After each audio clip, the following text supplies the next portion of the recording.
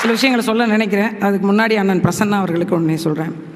நாம் தமிழர் கட்சிக்கு சித்தாந்தமே இல்லை என்று சொன்னார். 2009 காலகட்டத்தில் அண்ணன் சீமானோடு அவர் இருந்த அந்த காலகட்டத்தில் மேடையில் ஏறி பேசிய அந்த காலகட்டத்தில் என்ன சித்தாந்தத்தை பேசினார் என்பது எனக்கு தெரியவில்லை.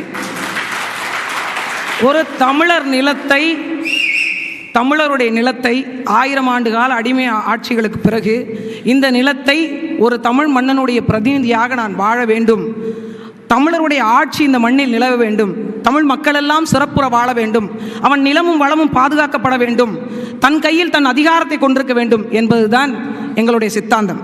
அப்படி ஒரு சித்தாந்தத்தை நாங்கள் கொண்டிருக்கிறோம்.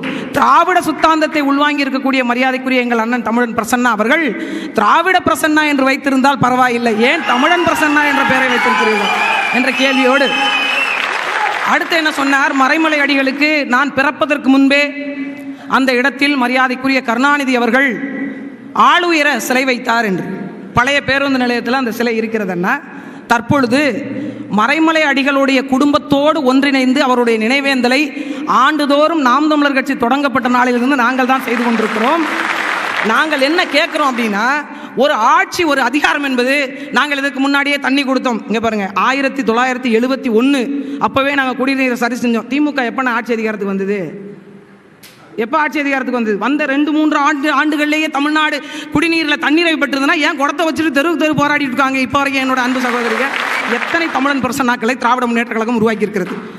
ஆனால் என்னை போன்ற பல காளியம்மாக்களை நாம் தமிழர் கட்சி உருவாக்கி இருக்கிறது. அண்ணன் பேசும்போது சொன்னார் 108 அப்படின்ற ஒரு திட்டத்தை மரியாதைக்குரிய அண்ணன் அன்புமணி அவர்கள் கொண்டு வந்தாங்க. 108 கொண்டு வந்தாங்கன்னு அவங்களும் சொல்கிறாங்க, நீங்களும் சொல்கிறீங்க. 2 பேரும் ஒரு முடிவுக்கு வாங்க, யார் கொண்டு வந்தீங்க? ஏன்னா நீங்க எந்த கூட்டணியில யாரு எங்க இருக்கிறீங்க தெரியல. நாங்கள் புலம்பி தள்ளுகிறோம். ஏன் எங்களை பாதுகாக்க யாராவது ஒருவர் வந்துவிட மாட்டாங்களா என்று ஒவ்வொருத்தரா நம்பியிருக்கோங்க. தமிழ்நாட்டு மக்கள் ஒவ்வொருத்தரா நம்பி இருக்கிறோம். தமிழர் நிலத்தை ஒரு தமிழன் ஆள வேண்டும், ஒரு சாமானிய மக்களுக்கான சட்டத்தை அவன் வகுக்க வேண்டும், லஞ்சம் ஊழல் இல்லாத நேர்மையான நிர்வாகம் அமைக்க வேண்டும், விவசாயி இந்த நிலத்தில் நல்லபடியாக வாழ வேண்டும். இவர்களை போன்று அரசியலுக்காக வாக்கு செலுத்தாமல் மக்களுடைய அதிகாரத்திற்காக வாக்கு செலுத்துகின்ற நிலை ஓட்டுக்கு பணம் கொடுக்காது. நேர்மையான முறையில் உண்மையை மட்டும் சொல்லி எவர்கள் வாக்கு கேட்டு வருகிறார்களோ அவர்கள் பக்கம் நீங்கள் நில்லுங்கள். உண்மையிலேயே நாளைய ஆட்சி நமதாக மாறும். நன்றி, வணக்கம். நாம் தமிழர்.